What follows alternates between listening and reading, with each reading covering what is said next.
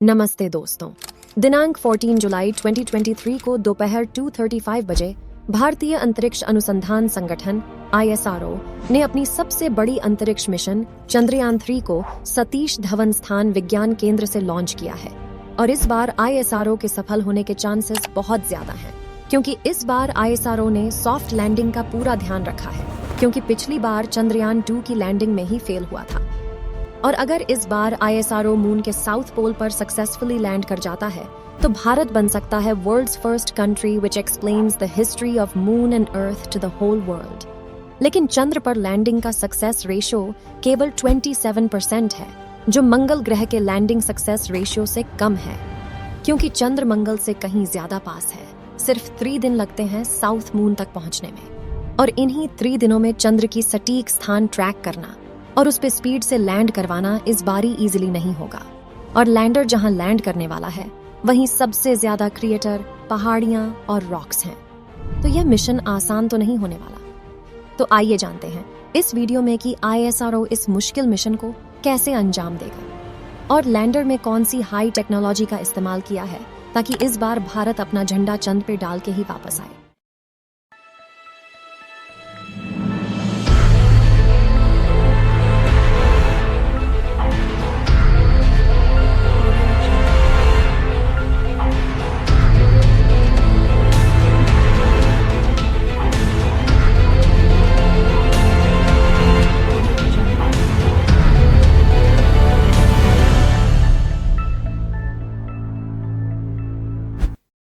पूरी दुनिया में कुल 77 स्पेस एजेंसियां हैं, और इन 77 में से सिर्फ 11 स्पेस अंतरिक्ष एजेंसियों ने ही चांद की मिशन को सफलतापूर्वक अंजाम दिया है। और इन 11 में से सिर्फ 3 देश अमेरिका, रूस और चीन ने ही चांद पर सॉफ्ट लैंडिंग की है। दूरी की कमी और समय की कमी के कारण चांद पर सॉफ्ट लैंडिंग कठिन है, लेकिन स्पेसक्राफ्ट की उच्च गति भी लैंडिंग को और कठिन बना देती है। इसे ऐसे समझो कि चांद की दूरी कम होने की वजह से स्पेसक्राफ्ट को तत्काल में टर्न लेना पड़ता है चांद तक पहुंचने के लिए, लेकिन जब स्पेसक्राफ्ट अर्थ की एस्केप वेलोसिटी से बाहर निकलता है तब उसकी गति होती है 11,186 मीटर प्रति सेकंड की, और इतनी गति पर चांद की तरफ टर्न लेना चुनौतीपूर्ण होता है ISRO के लिए। इतना ही नहीं, चांद पर लैंड करने में और भी कई चुनौतियां हैं। उनमें से एक है थ्रस्टर्स पर आने वाला पेलोड, क्योंकि जैसा कि आपको पता होगा कि चांद पर कोई भी एटमॉस्फेयर नहीं है, बल्कि वहीं मंगल पर थोड़ा वायुमंडल तो है, और इसी वायुमंडल से पैदा होने वाला फ्रिक्शन लैंडिंग को आसान बना सकता है। लेकिन चांद पर वायुमंडल न होने के कारण सारा लॉर्ड थ्रस्टर्स पर ही आ जाता है, और यही थ्रस्टर्स मिशन फेल भी करवा सकते हैं, क्योंकि थ्रस्टर्स के हाई पेलोड के कारण लूनर सरफेस की सॉइल वापस थ्रोबैक होकर लैंडर के सेंसर्स में घुस सकती है और मिशन का कल्याण हो सकता है। चांद के दक्षिणी ध्रुव तक के सफर में टेम्परेचर रैपिडली चेंज होता है। चांद को एक होल रोटेशन में लगभग 28 दिन का समय लगता है, जिसका मतलब है कि 2 हफ्तों तक सूर्य की ओर मुख करने वाली ओर का तापमान 120 डिग्री सेल्सियस होता है, जबकि दूसरी ओर का तापमान -230 डिग्री सेल्सियस तक होता है। साउथ पोल इन दोनों रीजन्स का कॉम्बिनेशन होता है। तो अगर एक लैंडर वहां सीधे लैंड होता है तो इसे थर्मल शॉक वेव से इसके स्क्वायर पार्ट्स निकल सकते हैं। ठीक वैसे ही जैसे इस कप को थर्मल इफेक्ट में तोड़ गया, वैसे ही लैंडर भी टूट जाएगा। And if lander successfully land होता है तो कम्युनिकेशन ब्रेकेज का खतरा बना रहेगा। अब चलिए देखते हैं कि इन सभी प्रॉब्लम्स और चैलेंजेस को कैसे टैकल करने के लिए ISRO ने क्या इंप्रूवमेंट किए हैं।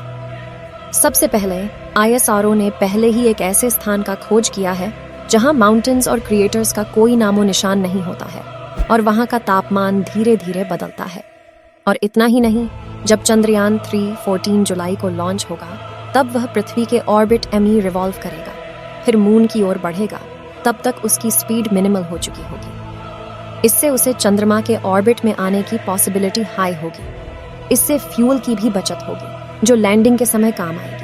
और अब इस बार के लैंडिंग के बारे में भी ISRO ने एक नया प्लान सोचा है। इस बार ISRO सीधे लैंड नहीं करेगा, बल्कि लैंडिंग से पहले ही लैंडर की गति कम कर दी जाएगी, और लैंडर पूरे चंद्रमा का एक चक्कर कटेगा और अच्छी तरह से जांच करेगा।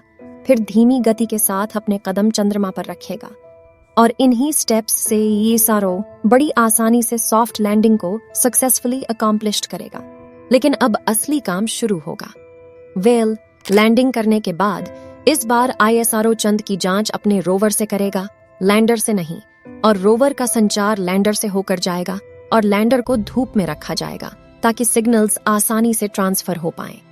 पर ISRO ने अपना ऑर्बिटर चंद पर नहीं भेजा है, इसलिए नहीं क्योंकि वह भूल नहीं गए, बल्कि ऑर्बिटर का काम चंद्रयान 2 का ऑर्बिटर ही कर रहा है।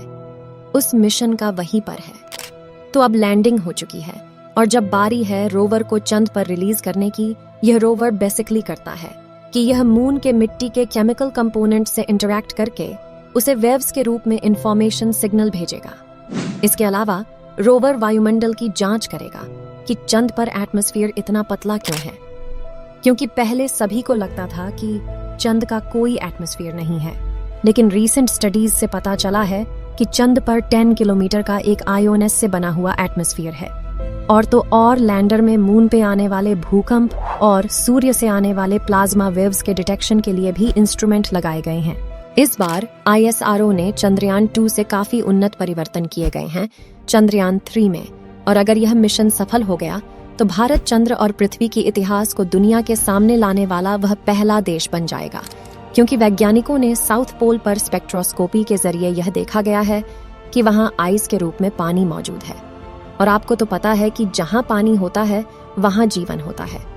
तो यह मिशन बड़ा ही इंटरेस्टिंग होने वाला है और हमारा देश अंतरिक्ष में बाकी देशों से काफी आगे निकल जाएगा, और साथ में AI विकास भी होगा।